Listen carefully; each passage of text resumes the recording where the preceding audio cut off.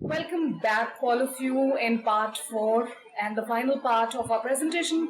We have talked about the cognitive model and various cognitive distortions, nature of automatic thoughts, and how procrastination, perfectionism, and worry, these are the kind of Faustian bargains that we keep doing with ourselves from time to time in order to reach at a better place. But unfortunately, they keep engulfing us and eating away the energy that we carry within ourselves. So in this part, we are going to talk about the strategies, some of them evidence-based again, to deal with the negative automatic thoughts. I mean, there is a vast array of published literature that talks about the effectiveness of these strategies.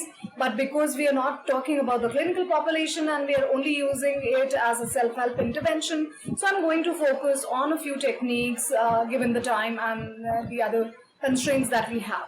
So when you have identified, now that my understanding, you already know, and it's in your awareness, you know that where that negative automatic thought is coming from, this is the time to kind of challenge it. This is the time to acknowledge it. This is the time to see if you are able to gather evidence for the same. So once when you have identified the distortion, look out for the evidence. This evidence can be in the form of so many techniques that are there in cognitive behavior therapy, given by both Aaron Beck, Albert Ellis, of course David Burns as well, and so many others in the field. So you have to examine the evidence. Let me say that you feel that you are not good at presenting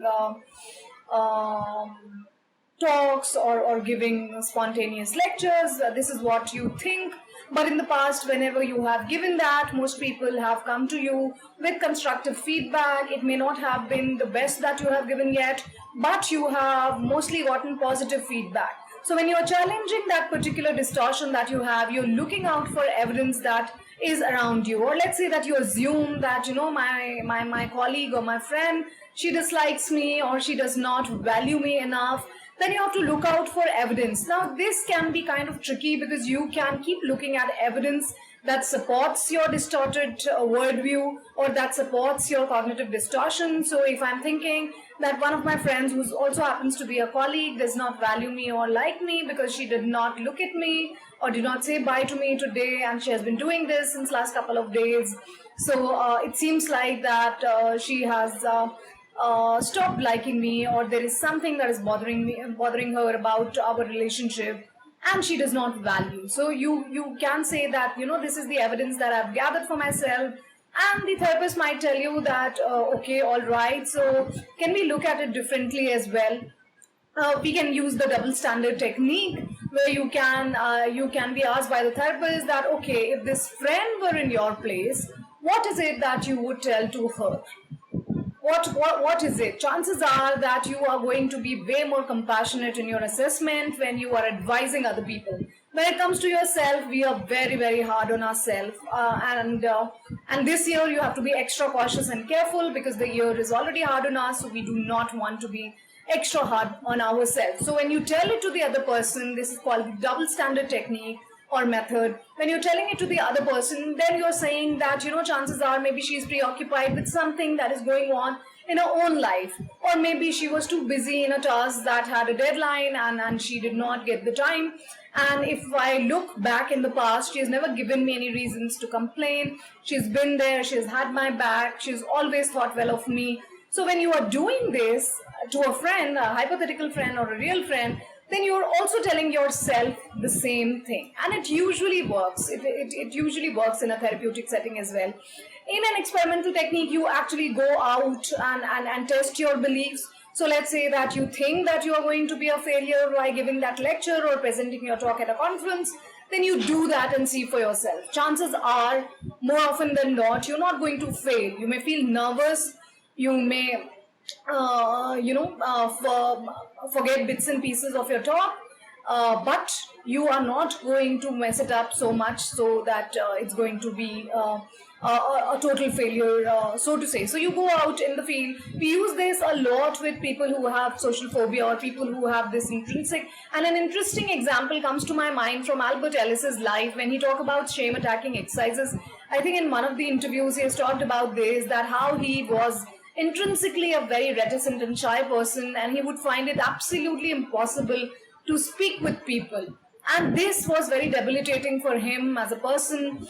And he kept thinking about it, that I have to do something about it. This is not helping me grow in any which way. So one day he thought and put this challenge to himself, and he went in New York. He went to Central Park, and then he, I think, spoke to every girl there, just to make himself feel validated, and just to also ensure that the word did not come down. He was just catastrophizing in his head. The word was still the same. Nobody made fun of him. Nobody laughed. People answered. People engaged.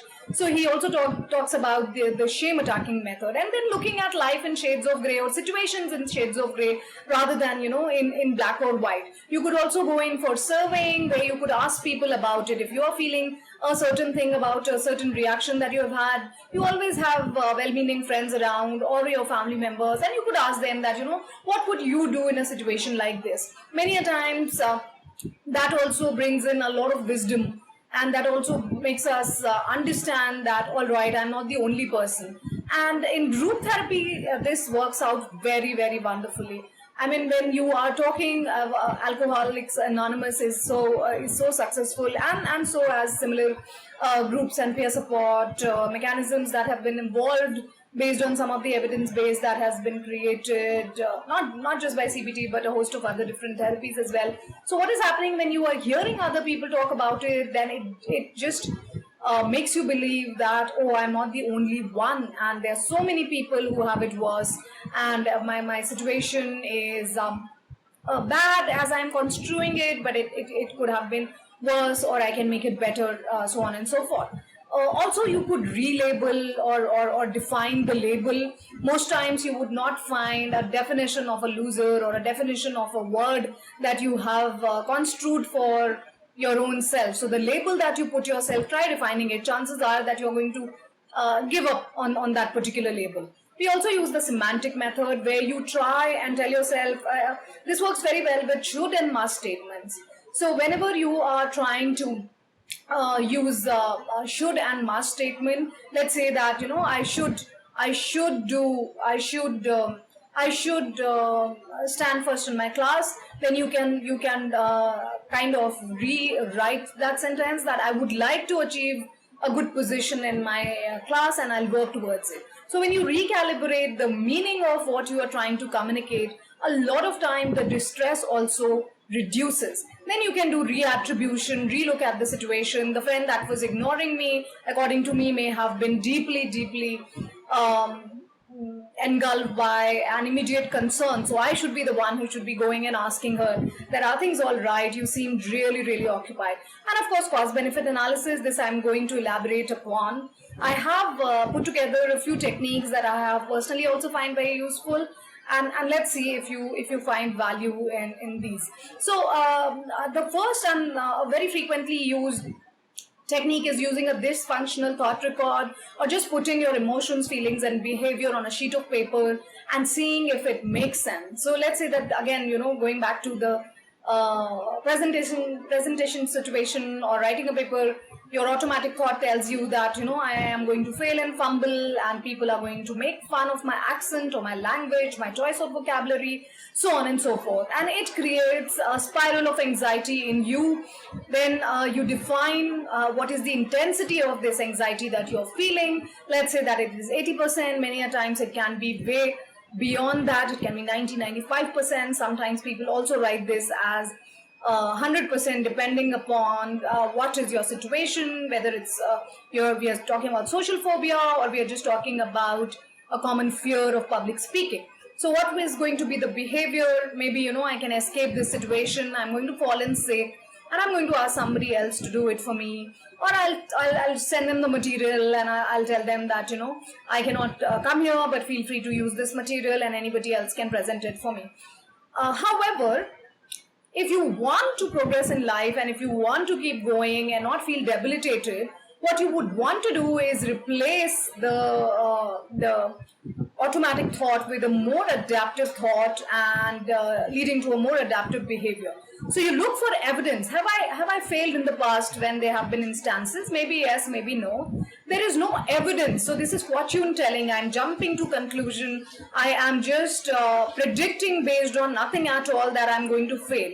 And I have been able to make presentations in the past, in school, in college, before work also. Let me just try this once more. So chances are that you're not going to fail, and this is going to strengthen your belief in yourself, and you're going to replace your automatic thoughts with more adaptive thinking mechanism. The TikTok technique is very, very helpful for procrastination. You identify the task interfering cognition. What is it that is holding me back? You want to do something. You know that it has a deadline. Let's say that you have to submit a chapter in a book that you have been requested by your colleague, and you keep thinking that, oh, I have to submit that chapter way back in November, so I don't really need to worry. And here you are using identify the distortion, you're using fortune telling, and you are also using emotional reasoning, because you are feeling that you have a lot of time. And a task-oriented cognition would be that I don't have to be in the right mood, but I can start slowly at my own pace so that I don't have to rush at any point of time. So it's the TikTok. In between, you have the distortion, and it's very helpful when you are trying to let go of procrastinating or let go of just putting things all the time on the back burner for no good reason at all. Then we have, this is for perfectionism. I've tried picking up one for every problem or issue that we have talked about. Pleasure perfection balance sheet, that you put down an activity, whatever it is. I have put down few of the activities for you. Give a lecture, then you predict how satisfying this activity is going to be for you. Let's say that I'm assuming that it's going to be 80% satisfying, but because I also have this quest for perfectionism, I am never happy with how I perform. So I say that, oh, it didn't go well, I was expecting it to go better. So my recorded satisfaction level is 65% because I did not match to my expectations. Now, if you look at the evidence, how effectively did I perform in my feedback? Almost 90 to 90% positive reviews were given. Everybody felt that the lecture was very nice, and they felt that it was valuable, the information was helpful. So again, this mismatch is going to tell you that there is something wrong with your own expectations.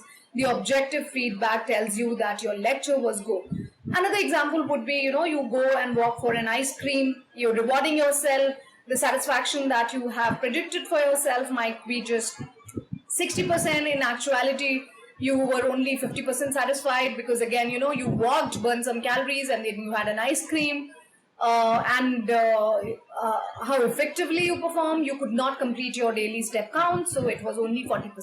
So when you are matching, you're making a balance sheet between your pleasure and perfectionism, then you see that your perfectionism or your perfectionistic quest are a hindrance to you feeling satiated in life, to you feeling feeling the joy of just indulging in that particular activity. So these are the things that you may want to be mindful about when you are indulging in any activity that gives you pleasure.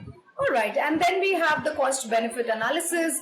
What is the attitude that you want to change? So maybe I have a very high need for approval, so I want to be loved by everybody. Of course, that's not possible. My belief is embedded in my core belief that everybody should like me. Everybody should like me in order to be happy and feel worthwhile. So for being or for feeling worthy, I have to be loved by all. And that, of course, is not embedded in realistic expectations of the world around or the people around us. So just list down all the advantages of believing in that belief. And when you look at the advantages and at the disadvantages of believing, then you realize you can also put a number. Sometimes you can, divide percentages that, all right, if this is 65%, this is 35%. So what should be the revised attitude? Because you have more disadvantages when you believe that everybody should like me. A revised attitude might be, it's nice when people like me. However, if they don't, then I understand their perspective. So it's not this that people do not like when others like them. Everybody likes being liked, so to say. but not everybody is going to like you. So you have to revise that expectation. You have to tell yourself, if they do not like you, that's understandable as well. You know, everybody has their own choices and opinions and judgments in life, unfortunately, and that's how it is. So once when you revise the attitude, life becomes a tad easier. And then having a small, this is the smallest and easiest of all, just have a pleasure list. List down things of, list down a thing, a list of things that excite you, that bring you joy, that make you thrive. And on bad days or low mood days, try picking up a few activities from that list so that you are able to find joy again. And this is very important, especially in our times, this particular period of our times, because again we keep struggling with a lot of negative automatic thoughts. A lot of it makes us feel very apprehensive about the future.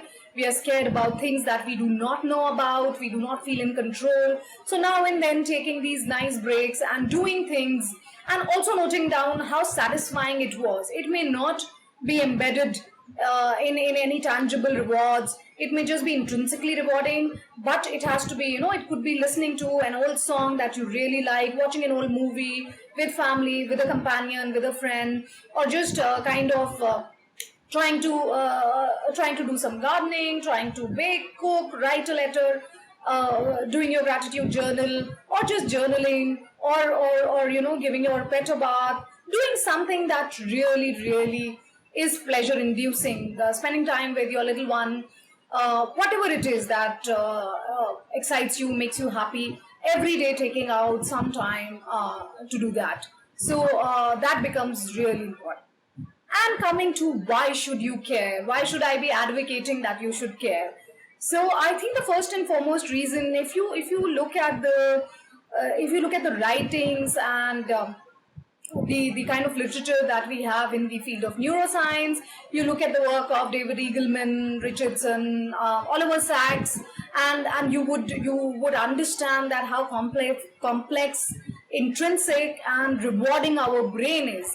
And it is also very careful when it comes to protecting you. So every time you have a negative automatic thought, it produces cortisol. Cortisol, just trying to make it simple, cortisol is the stress hormone. So every time you have a negative automatic thought, the production of cortisol increases in your body, making you feel more stressed and on an alert mode. And you do know that, what are the consequences of being on that alert mode. A lot of us feel that, we are highly strung, we have to get the things done in a certain way at a certain point of time. Even when the deadline says 10 days from now, you want to be over and done with it within the 3 days. But that kind of stress, because it's constant stress that is going to be there, dictating your physiology, dictating your brain mechanism, dictating the neural circuitry, it's only going to have negative consequences in terms of your health outcome. So that is one of the major reasons that you should care. And what you can do alternatively, if you replace the negative automatic thought with a positive thought, sometimes we also call it bouncing. If you do that, when you have a negative thought, just think about something that is really happiness inducing for you, something that is positive, something that makes you happy. Think about it could be an imagery, it could be an incident, an event, it could be a person, anything that is going to help you change or cut down on your thought process. So that is going, and if you're going to repeat it over a period of time, then your brain is going to get this message that all right, she, he, them are serious about this, and this is going to result in enduring changes in your brain. That is going to strengthen the connect, the neural circuitry is going to strengthen, and next time when you are going to think negatively about an event, your brain is going to remind you that, hey, take it easy, you don't have to be on alert all the time. So you are actually ending up rewiring your own brain in a very easy manner by just re-looking at your world in a different manner, in a way that is more positive, that has positive outcomes for your health. Some of the helpful cognitions and behavior, now that we know that why should we care, these are some of the things that you can do in addition to all those techniques that we talked about. we indulge in a lot of dampening all the time. We keep downplaying the positive thought that, oh, this is nothing. If somebody appreciates you for a work that you have done, and the person says that, wow, fantastic, this is timely done, take credit for that, feel happy about it, and move on.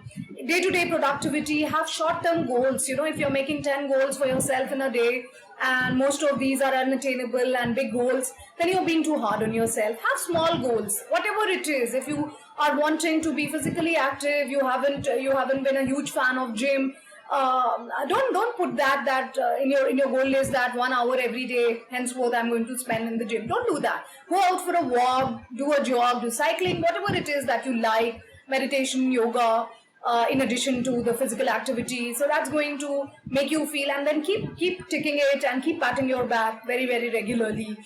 Every day, think about the best possible moment. Think about what was your favorite moment in that day. So that way you are again strengthening your neural circuitry. You're telling your brain to focus on the positive that happened. And that is the reason why people, and when I say people, I'm talking about psychologists, neurologists, all of them are now stressing. If you look at the work of Ed Diener and Csikszentmihalyi, all of them positive psychologists, they also talk about that, how just visualizing or just trying to rewire it in all positive ways is going to have long-term consequences for you. And if there are times when you feel that you could have done better, then just learn from what you did not do right.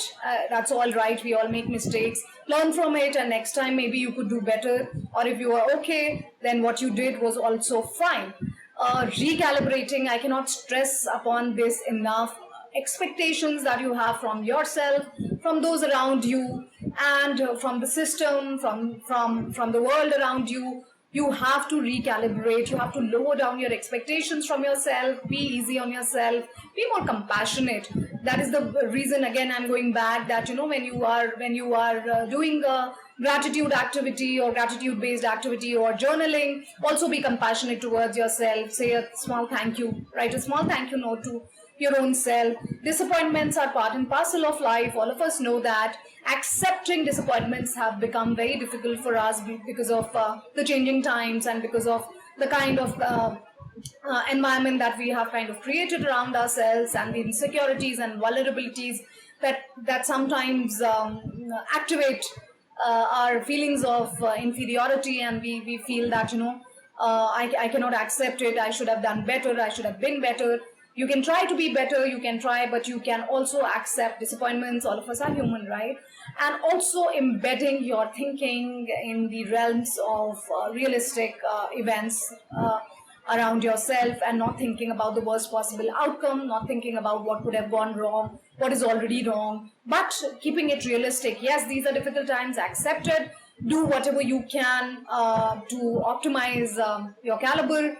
Be easy on yourself, and keep generating your negative automatic thoughts to counter them from time to time. You're generating because you want to counter. You're not generating because you want to dwell in them. So when you're generating, you're also bringing them into your awareness, that yes, I acknowledge it's in my awareness, and I'm also going to try and substitute it with a more adaptive thought process. So I'm going to summarize this, and I'm going to wind up with my talk. We talked about the cognitive model, we talked about cognitive distortions, we talked about procrastination, perfectionism, and worry, and we talked about certain strategies that have been evidence-based to counter these issues that we have been discussing. If you want more material for your reference, I have listed some of the selected references that I've used. But for anything else, I would be available on my email. Thank you so much. It seems weird not interacting, but we have to accept the challenges of challenging times. So thank you so much for your patience. This is Sabeen Rizvi signing off. Thank you.